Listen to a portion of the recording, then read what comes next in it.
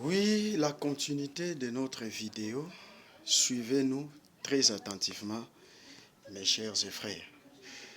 Comme dans le short précédent que je viens de vous parler, comment quand Dieu veut élever son oint, son serviteur, et toute personne à celui qui croit à Christ, pourquoi pas même le païen. C'est-à-dire, la deuxième des choses pour enchaîner la première vidéo, c'est-à-dire Dieu va travailler. Il dit ceci, si vous me cherchez de tout votre cœur, je me laisserai trouver et je vous ramènerai là où vous étiez en captivité. C'est très, très, très important. C'est très, très, très, très, mes chers et frères, très capital. Et si vous cherchez Dieu de tout votre cœur, quand votre cœur est brisé, taillé, car comme j'avais bien dit que c'est de l'abondance du cœur que la bouche parle. Et ce du cœur, Proverbe chapitre 4, verset 23. Garde ton cœur plus précieux, plus que toute autre chose. C'est par là il y a les sources. Il y a les sources de la vie. Je parle d'un cœur qui est abandonné.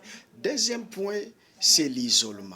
Tu sentiras dans votre vie que vous êtes isolé.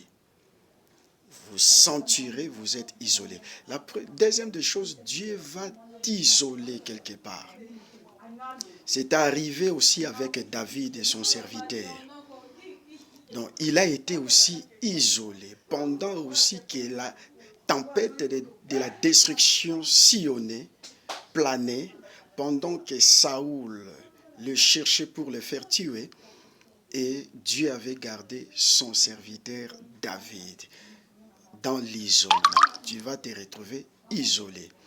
Et ça fait par là, dans des moments d'incertitude, dans des moments très difficiles, c'est là où Dieu veut que tu l'écoutes très bien.